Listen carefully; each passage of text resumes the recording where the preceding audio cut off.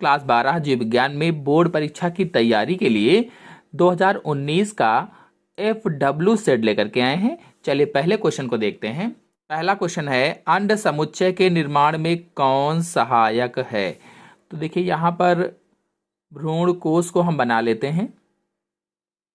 इधर प्रतिमुख कोशिकाएं थी, ये प्रतिमुख कोशिकाएं थी ये।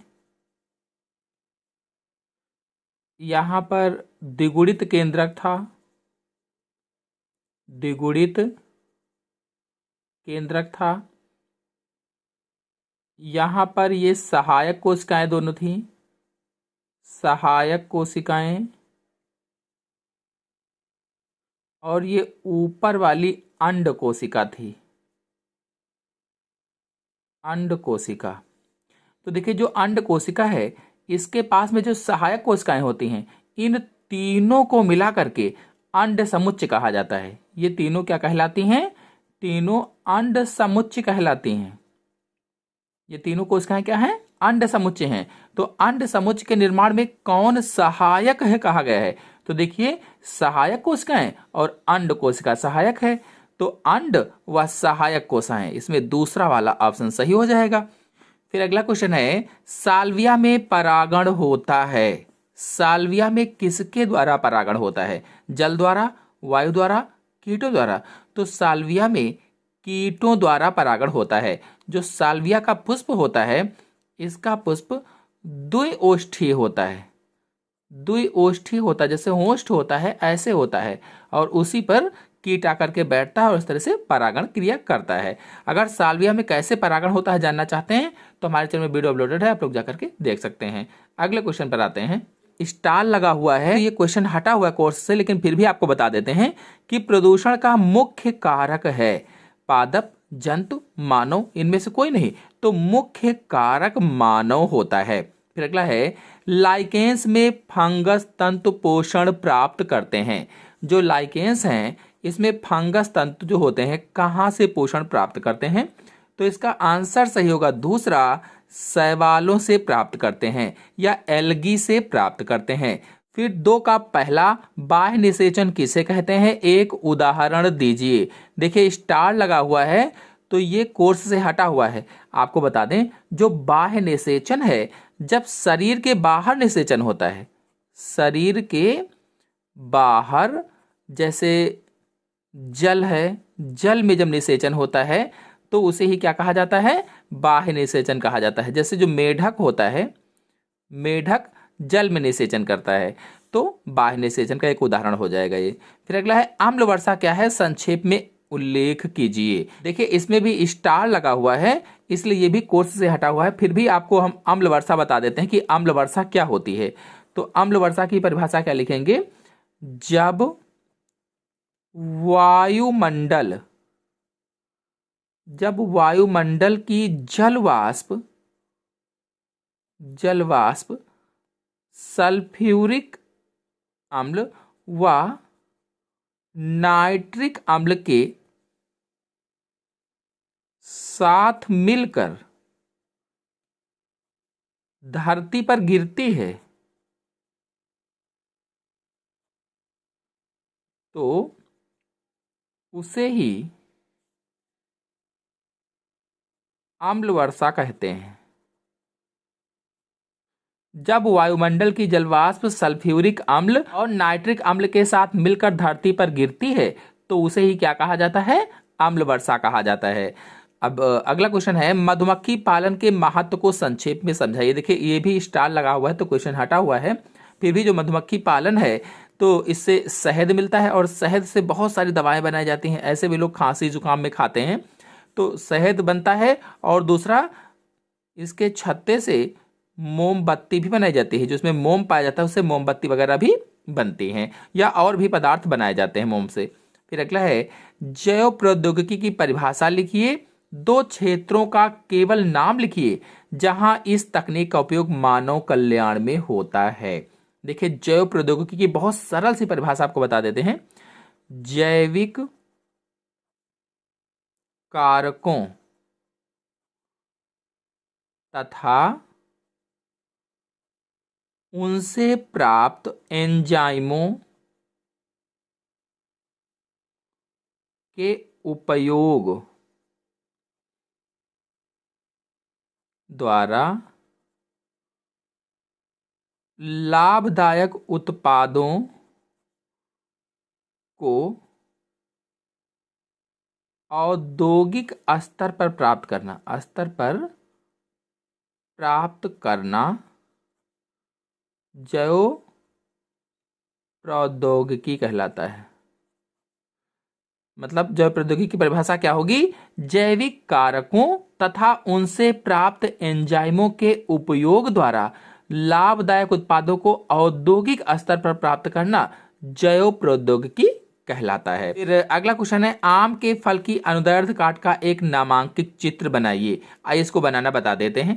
देखिए, बोर्ड परीक्षा में आपको पेंसिल से ही चित्र बनाना है, और यदि समय बचे तो ही पेंसिल कलर से ही कलर करना है, या फिर केवल पेंसिल से चित्र बना दीजिए बस। यहाँ पर एक सीड बना देंगे। आप लोगों ने यदि अभी तक वीडियो को लाइक ना किया हो तो लाइक और अपने दोस्तों में शेयर जरूर कीजिए। इसको थोड़ा सा दोहरी लाइन बनाना है, थोड़ी सी जगह लेकर के इसको इस तरह से, और इसके ऊपर एक और डॉटेड जैसी लाइन बना देना है। यदि आप लोगों ने अभी तक हमारे चैनल को सब्सक्राइब ना किया हो तो सब्सक्राइब कीजिए, और 9 से 12 तक टोटल लेक्चर हमारे चैनल में अपलोडेड हैं। छोटी छोटी लाइनों के रूप में बिल्कुल खींच देना है आपको, ऐसे ऐसे करके, बिल्कुल छोटी छोटी सी लाइनें जैसी, ऐसे करके। और इसके बाद में आप चाहें तो यहाँ पर जो किनारे किनारे है, किनारे लेवल में थोड़ा सा ज़्यादा बिंदियों का प्रयोग कर सकते हैं शेडिंग में। यहाँ पर इन किनारों पर थोड़ा सा ज़्यादा बिंदियाँ दिखा सकते हैं, इस तरह से किनारे पर थोड़ी सी ज़्यादा बिंदियों को दिखा सकते हैं, बीच में यहाँ पर थोड़ी सी कम बिंदियाँ, हल्की बिंदियाँ दिखा सकते हैं। ऐसे ही यहाँ भी किनारे पर आप कर सकते हैं, पेंसिल से सेट करेंगे। इसका हिंदी और इंग्लिश में नामांकन कैसे करें ये भी आपको बताएंगे। तो ये जो बाहर वाला है इसे बाह्य फल भित्ति कहते हैं, बाह्य फल भित्ति। अंग्रेजी में एपिकार्प कहा जाता है, एपिकार्प। और इसके बाद में ये जो खाने योग्य भाग होता है आम का, इसे मध्य फल भित्ति, मध्य फल भित्ति कहते हैं। ये मध्य फल भित्ति हो जाएगी। अंग्रेजी में मीसोकार्प कहा जाता है, मीसोकार्प। और इसके बाद में ये वाली जो आप लेयर देख रहे हैं बीज के पहले वाली, इसे अंतः फल भित्ति कहा जाता है, अंतः फल भित्ति। अंग्रेजी में इसे एंडोकार्प कहते हैं, एंडोकार्प। और इसके बाद में ये जो आप बीज पे देख रहे हैं ये क्या है? बीज है, जिसे अंग्रेजी में सीड कहा जाता है।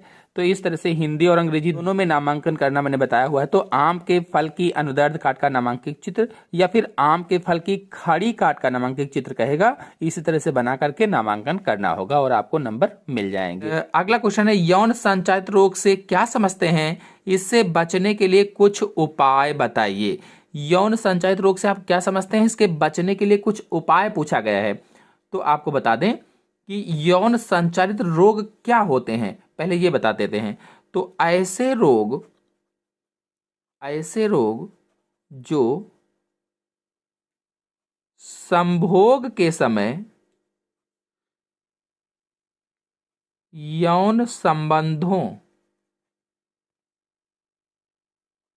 से एक व्यक्ति से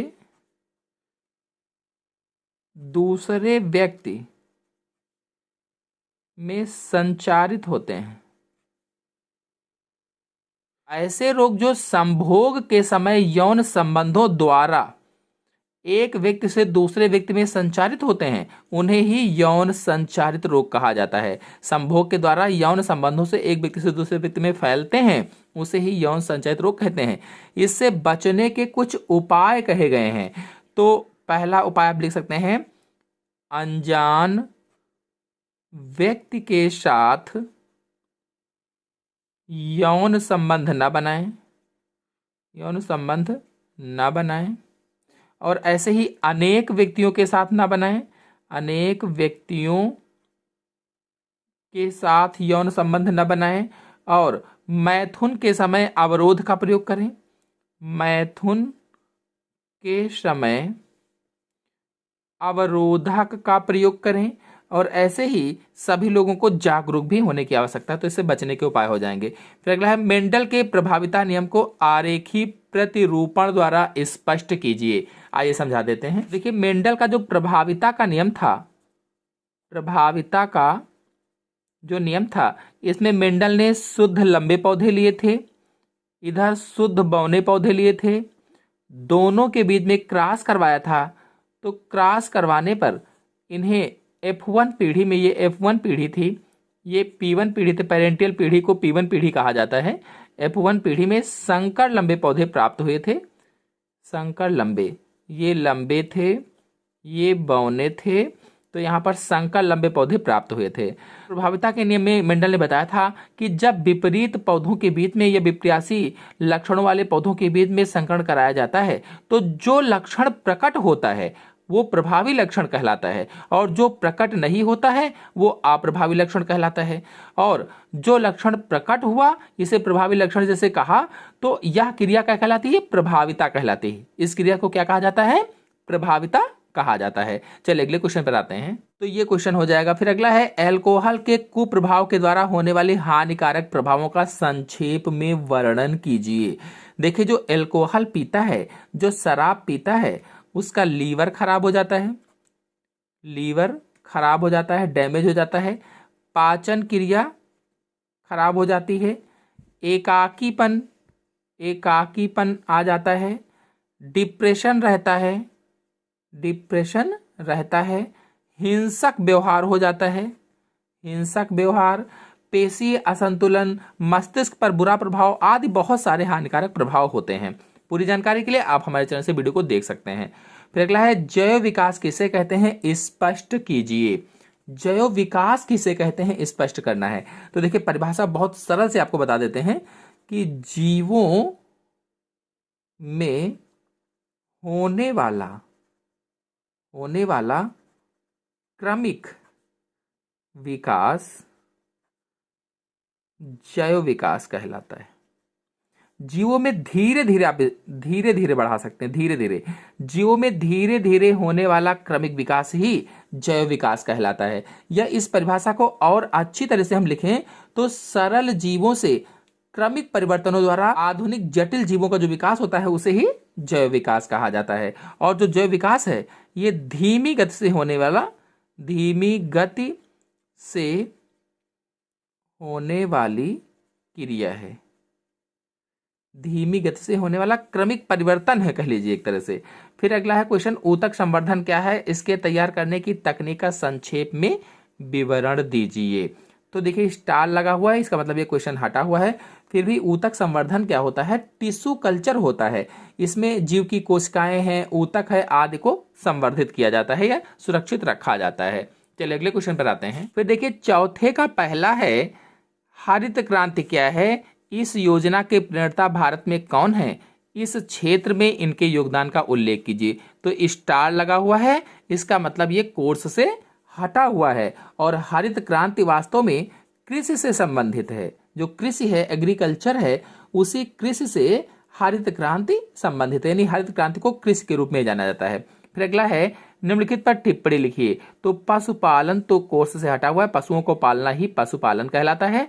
और जो व्यसन है, व्यसन आपको बता देते हैं। देखिए, व्यसन क्या होगा? किसी औषधि को लगातार लेते रहने से, किसी औषधि को लगातार लेते रहने से व्यक्ति उस पर आश्रित हो जाता है, आश्रित हो जाता है। इसे ही व्यसन कहा जाता है। कहने का मतलब यह है कि किसी चीज की लत लगना ही व्यसन है, किसी चीज की लत लग जाना व्यसन कहलाता है। तो अगला है सहायक जनन तकनीक को परिभाषित कीजिए और आईवीएफ का एक विवरण दीजिए। देखिए सहायक जनन वास्तव में क्या होता है, आपको बता दें कि ऐसी तकनीक जिसके द्वारा बांझ दंपति को संतान का सुख प्राप्त होता है, या बांझ दंपति के संतान उत्पन्न होती है, बच्चा पैदा होता है, तो उसी तकनीक को सहायक जनन तकनीक या सहायक जनन प्रौद्योगिकी कहा जाता है। आईवीएफ या पात्रे निषेचन का विवरण दीजिए। चलिए आईवीएफ को समझा देते हैं। आईवीएफ का फुल फॉर्म होता है इन वाइट्रो फर्टिलाइजेशन। इन वाइट्रो फर्टिलाइजेशन इसका फुल फॉर्म है, जिसका अर्थ है अंतः पात्रे निषेचन, यानी पात्र के अंदर निषेचन। अंतः पात्रे निषेचन मतलब पात्र के अंदर निषेचन। और यहाँ पर पात्र का अर्थ है बर्तन, जैसे कांच की कटोरी या पेट्री डिश होती है, तो इसलिए अंतः पात्रे कहा गया है। और इस तरह से इन वाइट्रो फर्टिलाइजेशन का अर्थ हुआ कि किसी पात्र अथवा पेट्री डिश में निषेचन करवाना।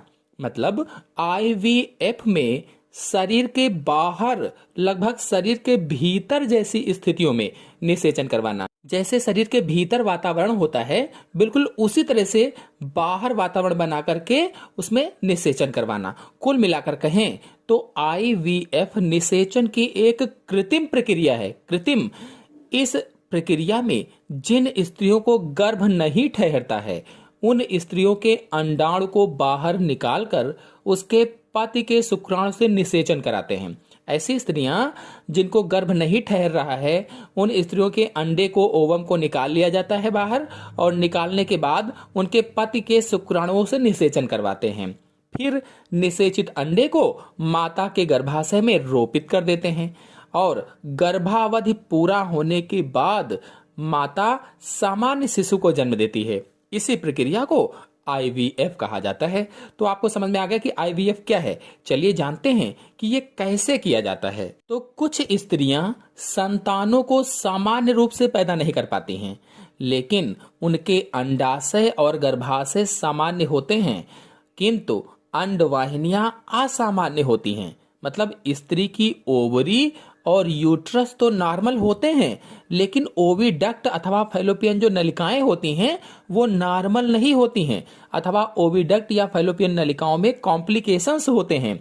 इसीलिए ये बच्चा पैदा नहीं कर पाती हैं, क्योंकि निषेचन नहीं होता है। अब बच्चा पैदा करने के लिए प्रयोगशाला में इन स्त्रियों के अंडाणु को निकालकर पेट्री डिश के पोषक तरल में रखा जाता है।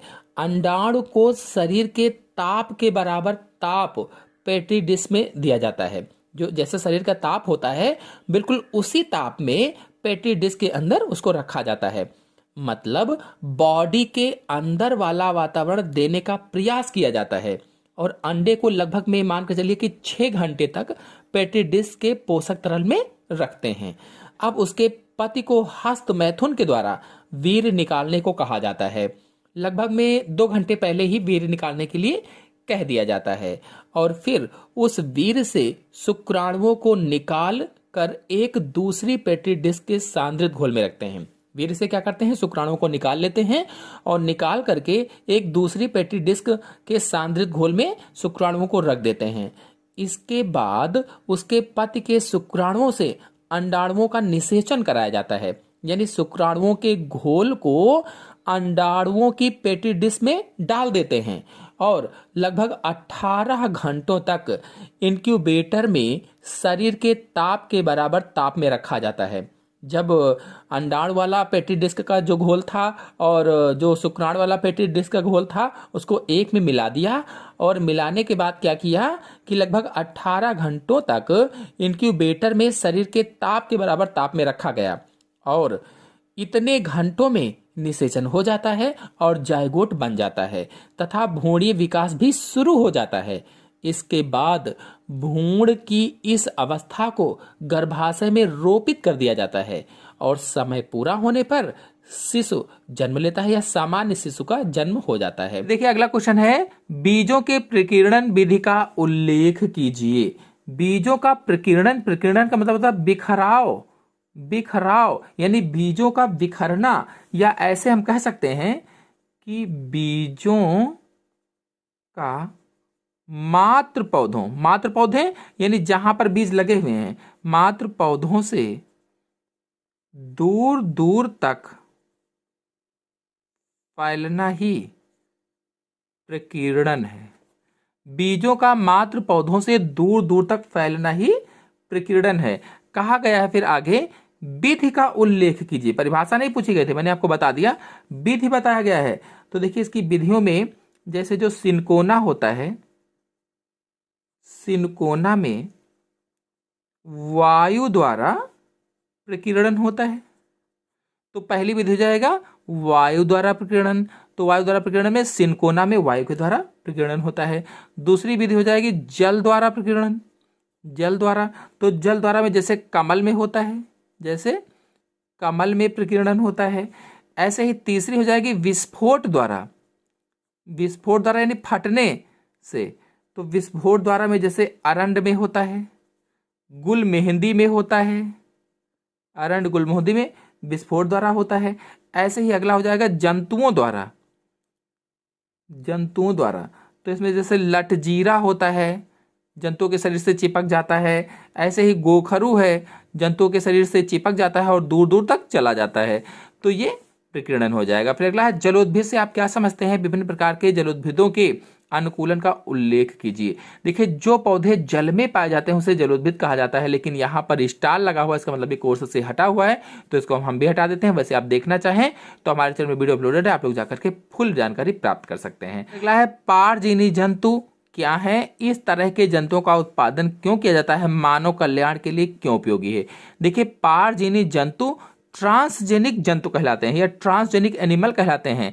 तो इनमें क्या किया जाता है कि किन्हीं दो जीवों के डीएनए को आपस में मिला दिया जाता है। ये दो जीवों के डीएनए को निकालकर एक नया डीएनए बनाया जाता है जिसे रिकॉम्बिनेंट डीएनए कहते हैं, और फिर ये रिकॉम्बिनेंट डीएनए किसी जीव में डाल दिया जाता है, तो ऐसा जीव पारजीवी जंतु कहलाता है। और इस तरह के जंतुओं का उत्पादन क्यों किया जाता है? ताकि उत्पादन क्षमता अधिक हो। उत्पादन क्षमता का मतलब है जैसे बकरी है दूध अधिक दे, गाय है दूध अधिक दे, भैंस है दूध अधिक दे, मुर्गी है तो अंडे अधिक दे, तो इस तरह से उत्पादन क्षमता अधिक हो। ये मानव कल्याण के लिए क्यों उपयोगी है? क्योंकि जनसंख्या वृद्धि हो रही है और इतनी अधिक जनसंख्या में अगर सामान्य गायें होंगी, सामान्य बकरियां होंगी, सामान्य मुर्गियां होंगी तो अंडे उतने नहीं दे पाएंगी, दूध उतना नहीं दे पाएंगी, जिससे सबको नहीं पहुंच पाएगा, इसलिए ये उपयोगी है। फिर अगला है इंसुलिन किस रोग के उपचार में प्रयुक्त होता है? इसके तैयार करने की विधि का संक्षेप में उल्लेख कीजिए। देखिए जो इंसुलिन है ये शुगर जो रोग हो जाता है, जो डायबिटीज हो जाती है, जो मधुमेह रोग हो जाता है, उस रोग में उपयोगी है। इसका इंजेक्शन दिया जाता है। ये ग्लूकोज को नियंत्रित करता है। इसको तैयार करने की विधि का संक्षेप में उल्लेख कीजिए। चलिए आपको समझाते हैं कैसे तैयार किया जाएगा। तो देखिए मानव इंसुलिन उत्पादन के चरण कौन कौन से हैं? इधर जीवाणु कोशिका ई कोलाई ली गई है और इधर मानव कोशिका ली गई है। अब ये जो जीवाणु कोशिका होती है इसका खुद का डीएनए होता है और इसमें एक एक्स्ट्रा क्रोमोसोमल मटेरियल होता है जिसे प्लाज्मिड कहा जाता है। अब इस प्लाज्मिड को इधर निकालना है और मानव कोशिका से डीएनए को इधर निकालना है। तो कोशिका से डीएनए को निकालने के लिए कोशिका को आइसोलेट करना पड़ेगा। आइसोलेट, चाहे वो मानव कोशिका हो चाहे वो जीवाणु कोशिका हो, तो इसको आइसोलेट किया गया और आइसोलेट करके डीएनए को निकाल लिया गया, इसलिए प्लाज्मिड बाहर निकल आया है। और इसी तरह से मानव कोशिका को आइसोलेट किया गया और आइसोलेशन के द्वारा डीएनए को निकाल लिया गया, यानी isolation of plasmid DNA and human DNA. अब जब डीएनए निकल आया है तो इसको कट करना पड़ेगा। तो हमारा जीन है मेन वाला, उसको निकालना पड़ेगा। तो रिस्ट्रिक्शन एंजाइम की सहायता से इसको कट करेंगे, और इधर भी रिस्ट्रिक्शन एंजाइम की सहायता से ही इसको कट करेंगे। आप जैसे ही रिस्ट्रिक्शन से इसको कट कर देंगे तो देखिए कटा हुआ प्लाज्मिड यहाँ दिख रहा है आपको। इसके जो ये सिरे होते हैं, चिपचिपे सिरे होते हैं, स्टिकी एंड्स होते हैं। और इधर भी देखिए इंसुलिन जीन प्राप्त हो गया है मानव कोशिका से। अब इन दोनों को लाइगेज एंजाइम से जोड़ दिया गया है। जो प्लाज्मिड था बैक्टीरिया का, उसको और मानव का जो इंसुलिन वाला जीन था, दोनों को जोड़ दिया गया है। जोड़ने से रिकॉम्बिनेंट डीएनए बन गया, एक नया डीएनए बन गया जिसे रिकॉम्बिनेंट डीएनए कहा गया है। अब इसको होस्ट सेल में डाल देंगे, यानी host sale tax up recombined plasmid. तो जो जुड़ गया है इसको किसी होस्ट सेल में डालेंगे। देखिए होस्ट सेल में जब डालते हैं तो वही वाली कोशिका लेते हैं जिससे प्लाज्मिड निकाल लिया था। तो प्लाज्मिड इसमें नहीं है, उसी कोशिका को ले लिया गया है, यानी उसी जीवाणु की कोशिका को लिया गया है, इकोलाई वाली को। तो इसमें अब डाल दिया गया है वही जो रिकॉम्बिनेंट डीएनए बना था, और पुनर्योगज डीएनए गुणन अब करेगा इसमें। तो गुणन करने से जब बन जाएगा अलग गुणन करके, तो देखिए यहाँ इंसुलिन उत्पादन होने लगता है। इस तरह से हमने दिखा दिया कि इंसुलिन का उत्पादन हो रहा है, और इस तरह से इंसुलिन बन जाती है। अगर इस पर और डिटेल से समझना चाहते हैं, चित्र सहित पूरा डिटेल, तो हमारे चैनल में वीडियो अपलोडेड है, आप लोग जाकर के अच्छे से समझ सकते हैं। चलिए अगले क्वेश्चन पर आते हैं। देखिए अगला क्वेश्चन है, सहजीविता किसे कहते हैं, उदाहरण देकर समझाइए। देखिए सहजीविता का मतलब होता है साथ साथ जीना। कहने का मतलब यह है कि जब दो जातियों के जीव एक दूसरे के साथ रहते हैं और आपस में एक दूसरे को लाभ पहुंचाते हैं या लाभ पहुंचाने के लिए मिलकर कार्य करते हैं, तो उसे ही क्या कहा जाता है, सहजीविता कहा जाता है। उदाहरण कहा गया था तो जैसे लिख देंगे आर्किड व कंठलताएं, या आप बता दीजिए लाइकेन व साइकस की प्रवालाभी जड़ें, ये उदाहरण हो जाएंगे। अधिक जानकारी के लिए आप हमारे चैनल से वीडियो को देख सकते हैं। अगला क्वेश्चन है, किन्हीं दो पर संक्षिप्त टिप्पणी लिखिए। वाहित मल, तो वाहित मल क्या होता है, तो नगरों से निकला जल, निकले जल में जब अपशिष्ट पदार्थ मिल जाता है, अपशिष्ट पदार्थ मिल जाता है तो उसे ही वाहित मल कहा जाता है। अपशिष्ट पदार्थ जैसे कौन कौन सा, मल मूत्र, मल मिल जाता है उसी में, मूत्र मिल जाता है उसी में, कूड़ा करकट मिल जाता है, ठोस पदार्थ, अन्य ठोस पदार्थ मिल जाते हैं। तो ये जब सारी चीजें जल में मिल जाती हैं तो उसे ही वाहित मल कहा जाता है। फिर अगला है अपमार्जक। देखिए अपमार्जक का मतलब होता है साफ करने वाला, साफ करने वाला। अपमार्जक का क्या मतलब हुआ, साफ करने वाला। तो अपमार्जक की परिभाषा कैसे लिखेंगे, तो कपड़े धोने व अन्य वस्तुओं, कपड़े धोने व अन्य वस्तुओं की सफाई करने के लिए उपयोग किए गए पदार्थ अपमार्जक कहलाते हैं। कपड़े धोने व अन्य वस्तुओं की सफाई करने के लिए उपयोग किए गए पदार्थ अपमार्जक कहलाते हैं। फिर कहा गया है जीनोम, तो जीनोम क्या है, किसी भी जीव के डीएनए में सभी जीनों का अनुक्रम जीनोम कहलाता है। कोई भी जीव है उसके डीएनए में जितने जीन पाए जाते हैं उन सभी जीनों को मिलाकर जीनोम कहा जाता है। कि कोई भी जीव है उस जीव में जितने भी टोटल जीन हैं उन सभी जीनों को मिलाकर क्या कहते हैं, जीनोम कहा जाता है। फिर अगला क्वेश्चन है, आवृतबीजी पौधे के एक परिपक्व परागकोश की अनुप्रस्थ काट का नामांकित चित्र बनाइए। तो परागकोश की अनुप्रस्थ काट का नामांकित चित्र हमारे चैनल में अपलोडेड है, आप लोग जाकर के देख सकते हैं। फिर अगला है, पारिस्थितिक तंत्र की परिभाषा दीजिए तथा इसके आजीवी घटकों के नाम लिखिए। घास के मैदान के पारिस्थितिक तंत्र का नामांकित चित्र बनाइए। देखिए पारिस्थितिक तंत्र वास्तव में क्या होता है? जैविक व अजैविक घटकों का समूह है, कह लीजिए, या जैविक व अजैविक घटक जब आपस में मिल जाते हैं तो उसे क्या कहा जाता है? पारिस्थितिक तंत्र कहा जाता है। जैसे तालाब का पारिस्थितिक तंत्र है, उसमें अजैविक और जैविक तंत्र होते हैं। ऐसे है नदी है, वन है। तो इस पर फुल जानकारी के लिए हमारे चैनल से आप वीडियो को जाकर के देख सकते हैं। फिर अगला है, जैव प्रौद्योगिकी का मानव जीवन में क्या महत्व है, संक्षेप में उल्लेख कीजिए।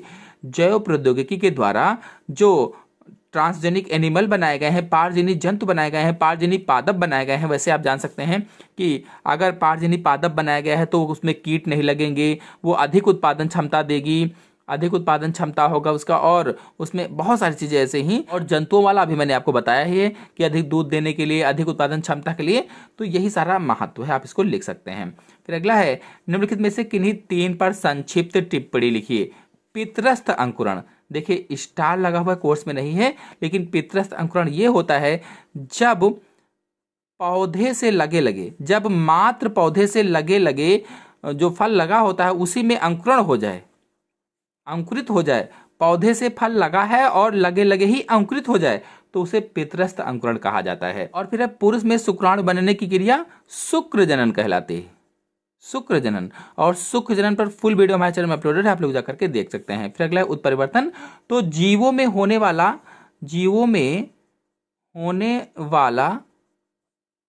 अचानक परिवर्तन, जीवों में होने वाला अचानक परिवर्तन ही उत्परिवर्तन कहलाता है। जो जीव होते हैं उनके जीन में या आनुवांशिक पदार्थ में, कह लीजिए जीवों के आनुवांशिक पदार्थ में होने वाला अचानक परिवर्तन उत्परिवर्तन कहलाता है।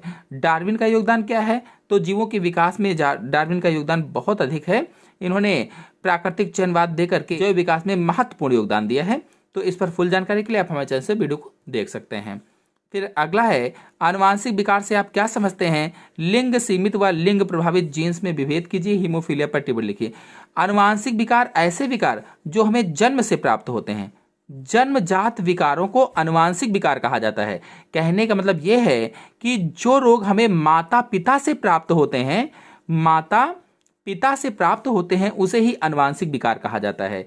लिंग सीमित और लिंग प्रभावित जीन्स में विभेद और हीमोफीलिया पर टिप्पणी हमारे चैनल में अपलोडेड है, आप लोग जाकर के देख सकते हैं। अगला है, डीएनए एक आनुवांशिक पदार्थ है, व्याख्या कीजिए। अपलोडेड है, देखिए। जीवाश्म उद्विकास के दस्तावेज सिद्ध कीजिए। अपलोडेड है, देखिए। और डिस्क्रिप्शन में मैंने लिंक भी दे दिया है। फिर अगला है, परागकण का वर्तिकाग्र पर अंकुरण नामांकित चित्र की सहायता से वर्णन कीजिए। देखिए, वर्तिकाग्र पर परागकण के अंकुरण को दिखाना है तो नामांकित चित्र की सहायता से कैसे अंकुरित हो रहा है ये दिखाना है, तो आप हमारे चैनल में वीडियो अपलोडेड है, जाकर के देख सकते हैं। नर तथा मादा युग्मकों के संयोजन का भी वर्णन कीजिए। तो कुल मिलाकर के इसमें आवृतबीजी पौधों में निषेचन क्रिया पूछा गया है। आवृतबीजी पौधों में निषेचन क्रिया का पूरा वर्णन करना है इसमें। फिर अगला है, निम्नलिखित में से किन्हीं 2 पर संक्षिप्त टिप्पणी लिखिए। जैव उर्वरक के रूप में सूक्ष्मजीव, तो जैसे साइनोबैक्टीरिया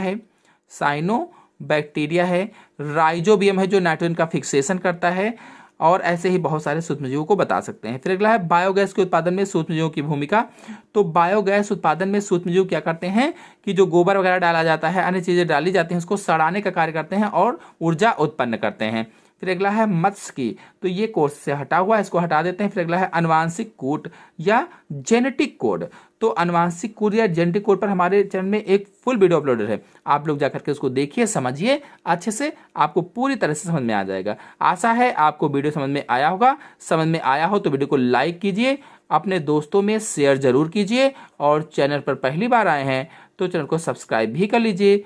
धन्यवाद।